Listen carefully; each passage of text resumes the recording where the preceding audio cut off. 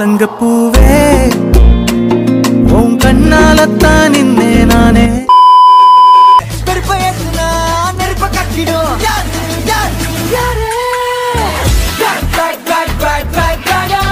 சுத்தி பைய வேஷத்தில் இருக்குடிமா இக்கருக்க மங்களுக்கெல்லாம்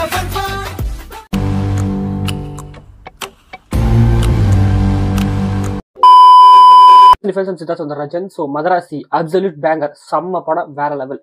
ஒரு பக்கம் பார்த்தா டெலியூஷன் டிசார்டர் அப்படிங்கிற ஒரு நோய் இருக்கக்கூடிய ஹீரோ. முன்னாடியே சொன்ன மாதிரி கஜினி படத்துல சொல்றாங்க, கஜினி படம் மாதிரியே ஒரு விஷயம் இந்த படத்துல இருக்குன்னு சொல்லியிருந்தாங்களா, அதே மாதிரி இந்த படத்துல இருக்கு.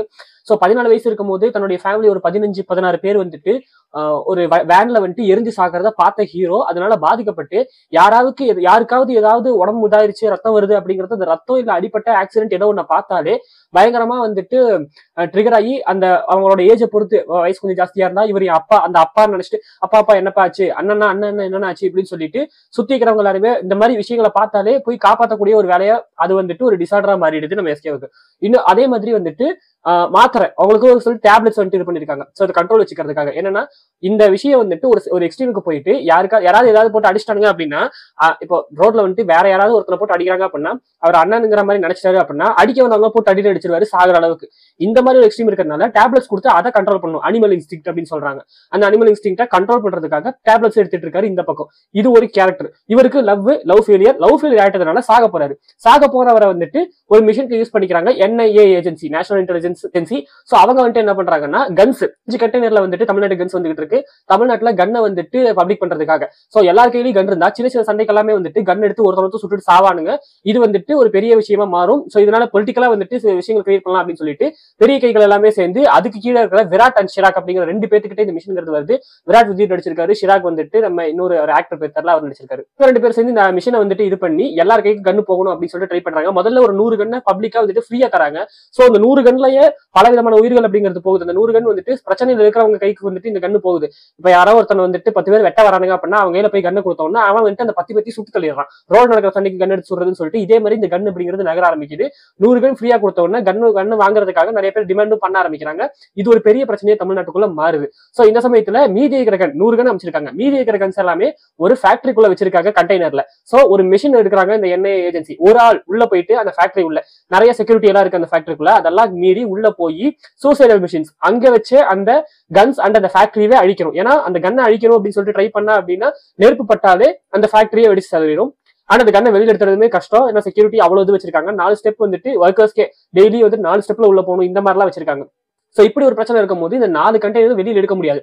உள்ள வச்சே அழிக்கணும். உள்ள வச்சு அழிச்சா பில்டிங்கே வெடிச்சிடும். அப்ப இது ஒரு சூசைடல் மிஷின். சோ போறவன் வந்துட்டு துப்பாக்கி படத்தோட எண்ணில சொல்ற மாதிரி தான் இட்ஸ் சூசைட் மிஷின் அப்படின்னு சொல்லிட்டு சொல்லுவார்ல, அதே மாதிரி ஒரு மிஷின் தான். இந்த மிஷினுக்கு யாரையாவது அனுப்பணும் அப்படிங்கும்போது நான் சாக போறேன்னு போயிட்டு இருக்கிற எஸ்கே பிடிச்சி நீ எப்படி சாகதான போறேன் எனக்காக ஒரு வேலை பண்ணி கொடுன்னு சொல்லிட்டு பிஜுமேனோட இந்த கேரக்டர் வந்துட்டு NIA ஏஜென்சியோட ஆஃபீஸர் அவருக்கு பையனா விக்ராந்த் நடிச்சிருக்காரு. இவங்க ஒரு பிளான் பண்ணி நம்ம ரகு அப்படிங்கிற எஸ்கே வந்துட்டு உள்ள அனுப்பிச்சு விடுறாங்க. அதுக்கப்புறம் என்ன ஆச்சு அண்ட் மாலதி அவங்களுடைய லவ் அவங்களுக்கும் இந்த கதை அவங்க வந்துட்டு இந்த கதைக்குள்ள எப்படி வந்தாங்க அப்படிங்கறத மீதி கதை.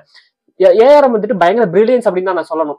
கொஞ்ச நாளைக்கு நான் ஒரு வாய்ஸ் ஆடல் அப்படின்னு ஒரு சேனல் இருக்கு, அதுல வந்துட்டு கமர்ஷியல் ஹீரோவை எப்படி சூப்பரா ரைட் பண்றது அப்படின்னு சொல்லிட்டு கோபடத்தை வச்சு எக்ஸாம்பிள் வச்சு அவர் ஒரு வீடியோ போட்டிருப்பாரு. மெம்பர்ஸ் ஒன்ல தான் இருக்கும், என்ன 29 ரூபா கட்டி பாருங்க, நல்லா இருக்கும் அந்த வீடியோ. அந்த வீடியோல சொன்ன விஷயம் ஒரு பர்டிகுலர் பாயிண்ட்டுக்கு இந்த படத்தோட எனக்கு மேட்ச் ஆச்சு. என்னன்னா ஒரு சூப்பரான ஒரு கமர்ஷியல் ஹீரோவை பில்ட் பண்ணணும் அப்படின்னா அந்த ஹீரோவை சுத்தி உள்ளவங்க எல்லாம் செய்ய முடியாத விஷயத்த செஞ்சுட்டு தான் எதுவுமே செய்யாத மாதிரி இன்னசென்ட்டா இருக்கணும். அப்படி இருந்தாதான் அது வந்துட்டு ஒரு பெஸ்ட் கமர்ஷியல் படத்துல ஒரு ஹீரோ. கமர்ஷியல் படத்தோட இந்த டெம்ப்ளேட்ல ஒரு ஹீரோ இப்படிதான் இருப்பான். அவன் பெரிய விஷயம் பண்ணுவான், ஆனா நான் என்னடா பண்ணேன், நான் என்ன அவ்வளவு பெரிய ஆளா அப்படிங்கிற மாதிரி இருப்பான். அந்த மாதிரி ஒரு கேரக்டர் பில்ட் பண்ணணும். அது இந்த படத்துல பயங்கரமா இருந்துச்சு. லாஸ்ட் டிகேடாவே வந்துட்டு இந்த ஸ்லோ மோஷன் நடக்கிறது, சிகரெட்டை வச்சு இது பண்றதுன்னு சொல்லிட்டு இந்த மாதிரி விஷயங்கள்லாம் போய்கிட்டு இருந்துச்சு. அதுக்கு பின்னாடியே சில ரைட்டிங்கா பிரில்லியன்ஸ் எல்லாமே இருந்துச்சு.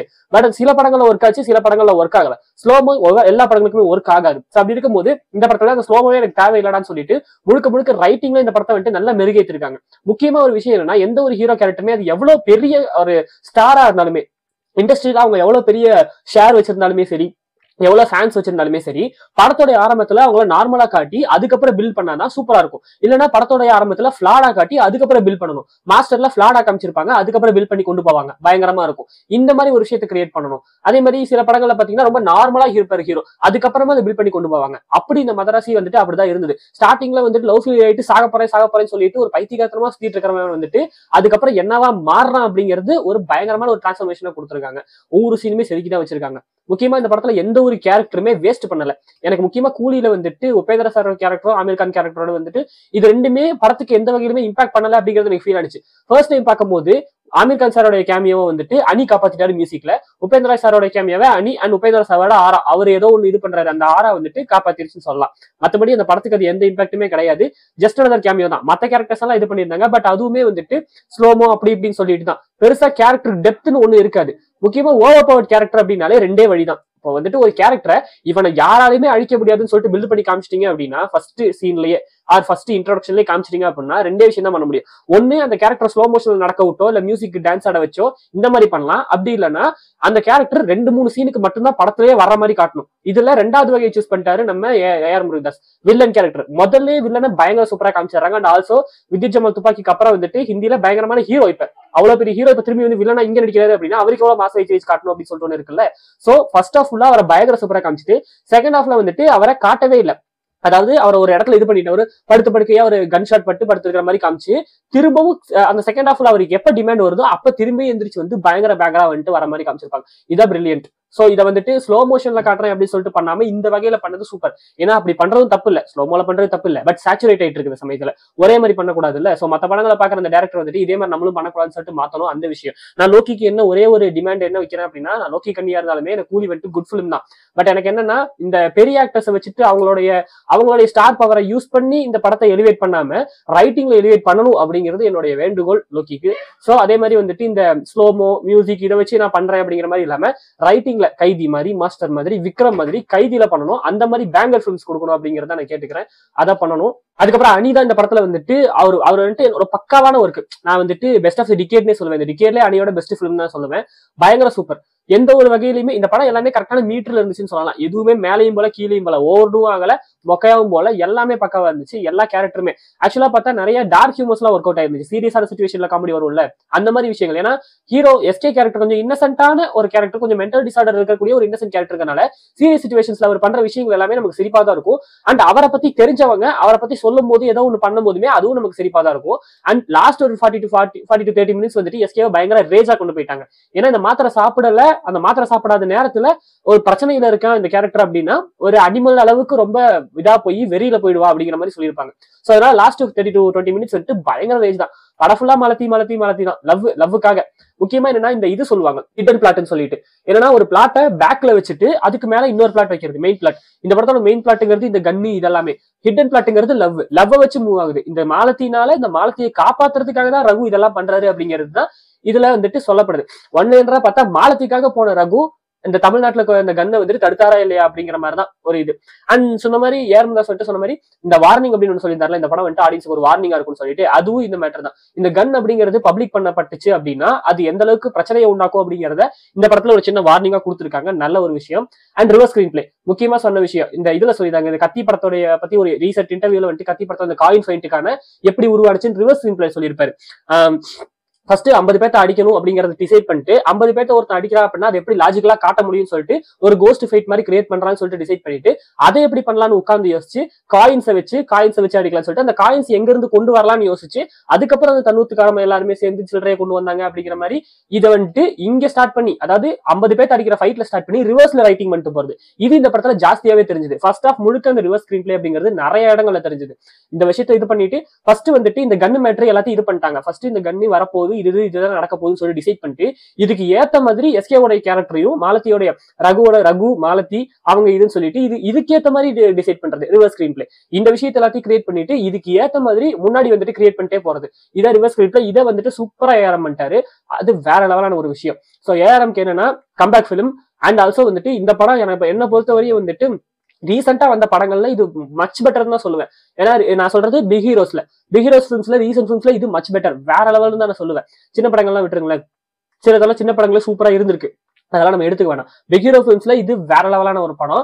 அண்ட் ஆல்சோ ஏஆர்எம்மோட ஃபில்மோகிராஃபியுமே வந்துட்டு லாஸ்டா துப்பாக்கி கத்திக்கு அப்புறமா இதுதான் என்ன பொறுத்த வரைக்கும் பேங்கர். நடுவுல வந்த படங்கள்லாம் கொஞ்சம் மிட்டா தான் இருந்தது என்ன பொறுத்த வரையும். ஆப்வியஸ்லி துப்பாக்கி கத்தி அளவுக்கு இந்த படம் இல்ல, ஏன்னா இந்த படம் ஜான்டர் ஸ்பெசிபிக். துப்பாக்கி கத்தியில வந்துட்டு ஜான்டர் ஷிஃப்ட் எல்லாம் இருக்கும். பட் இந்த படத்துல வெறும் சைக்காலஜிக்கல் ஆக்ஷன் த்ரில்லர் மட்டும் தான். இதுல அவங்க வந்துட்டு லவ் மட்டும் ஆட் பண்ணிருக்காங்க. சோ மத்தபடி இவங்க ஜான்டர் ஸ்பெசிபிக்ல போயிட்டாங்க. அது ஒரு நல்ல விஷயம். அண்ட் இதுவுமே ப்ரொடக்ஷன் வேல்யூல இருந்து எஸ்எஃப்எக்ஸ் எல்லாம் வேற லெவல், மியூசிக்கா அணி வேற லெவல் தான். இதுக்கு மேல என்ன சொல்றது. அப்சல்யூட் தியேட்டர் மெட்டீரியல், கண்டிப்பா தியேட்டர்ல பார்க்க வேண்டிய ஒரு விஷயம். அண்ட் ஒரு விஷயம் நான் பண்ணணும்னு சொல்லிட்டு நினைச்சேன் இந்த பைரசிக்கு வந்துட்டு. இனிமே எல்லா வீடியோலையுமே ஃபர்ஸ்ட் அந்த இன்ட்ரோ பிளே ஆனதுக்கு அப்புறமா இது வரணும். நான் எடிட்டர் இப்ப சொல்றேன், இதையும் எடிட்டர் போடுவான். சே நோ டு பைரசி அப்படிங்கிறது வரணும். அண்ட் எண்ட்ல சே நோ டு பைரசிங்கிறது ஒரு தியேட்டர் பிரிண்ட்டை அவாய்ட் பண்ணுங்க தான் நான் சொல்லுவேன். தியேட்டர் பிரிண்ட்ல பார்க்கவே பார்க்காதீங்க. உங்களுக்கு பாக்குறதுக்கு தியேட்டர்ல காசு இல்லை அப்படின்னா வெயிட் பண்ணி HD வந்ததுக்கு அப்புறம் OTT-ல பாருங்க. அதான் நான் சொல்லுவேன். தியேட்டர் பிரிண்ட்ல பார்க்காதீங்க அப்படிங்கிறத சொல்லிக்கிறேன். அந்த விஷயத்தை எடிட்டர் பண்ணிடுவான். இதுக்கப்புறம் எல்லா வீடியோஸ்லயுமே அது வரும். ஸோ தியேட்டர் மெட்டீரியல் கண்டிப்பா போய் பாருங்க. And special mention to Rukmini Vasanth. அவங்க வேற லெவல் தான் சொல்லணும். இந்த கேரக்டருக்கு அவங்கள தவிர வேற யாராவது போட்டுதான் சூட் ஆயிருக்குமா அப்படின்னு சொல்லிட்டு எனக்கு தெரியல. இவங்க பெர்ஃபெக்டா இருந்தாங்க. ஆல்சோ ARMக்கு இன்னொரு விஷயம் நான் என்ன சொல்றேன் அப்படின்னா, இப்ப அவர் வந்துட்டு நான் இத்தனை வருஷம் கழிச்சு திரும்பி வரேன், நான் மறுபடியும் போயிட்டு பெரிய ஹீரோ நான் ஆல்ரெடி பண்ண ஹீரோஸ் கூட நான் திரும்பி படம் பண்றேன்னு சொல்லிட்டு இல்லாம SK கூட பண்ணதுங்கிறது ஒரு நல்ல விஷயம். ஆல்சோ இதுக்கப்புறமே நான் திரும்பவும் SK கூட படம் பண்றேன், இல்ல நான் திரும்பவும் நான் ஆல்ரெடி பண்ண ஹீரோஸ் கூட பண்றேன் அப்படிங்கிற மாதிரி இல்லாம அடுத்த ஜென்ரேஷன் ஆஃப் ஆக்டர்ஸ் கூட ஷிஃப்ட் ஆகுறது நல்லது அப்படின்னு சொல்லிட்டு சொல்றேன். இந்த பெரிய ஹீரோஸ் கூட பண்றேன், போன ஜென்ரேஷன் பிகிஸ் கூட பண்றேன், லெஜெண்டரி ஆக்டர்ஸ் கூட பண்றேன் அப்படின்னு சொல்லிட்டு போகாம அடுத்த ஜெனரேஷன் ஆக்டர்ஸ்க்கு ஷிஃப்ட் ஆகுறது என்ன பொறுத்தவரை நல்லதுன்னு சொல்லிட்டு சொல்றேன். இதேதான் லோக்கிக்கும் சொல்றேன், அவர் கேட்கறாரான்னு பார்ப்போம். நான் கூலி வந்துட்டு எனக்கு ஒரு மிட்டா இருந்தது, ஓகே குட்னு சொல்லிட்டேன்.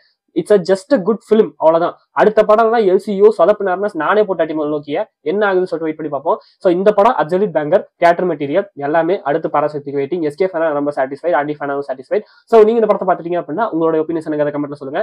நான் சொன்ன விஷயங்கள் ஸ்கிரீன் பிளே இதுல இல்லாத உங்களுக்கு ஏதாவது தோணுச்சு அப்படின்னா அதையுமே கமெண்ட்ல சொல்லுங்க. அண்ட் நீங்க பர்சனலா ஃபாலோ பண்ணணும்னு நினைச்சீங்கன்னா இன்ஸ்டாகிராமோட லிங்க் வந்து டிஸ்கிரிப்ஷன்ல இருக்கு. அண்ட் சினி அப்டேட்ஸ் எல்லாமே டக்கு தெரிஞ்சுக்கணும் அப்படின்னு சொல்லிட்டு நினைச்சீங்கன்னா வாட்ஸ்அப் சேனலோட லிங்க் வந்து கீழே இருக்கு, அதையும் ஃபாலோ பண்ணிங்க. சோ உங்களை வந்து பாக்குறேன். அது வரைக்கும் பாய் ஃப்ரெண்ட்ஸ். Good exam.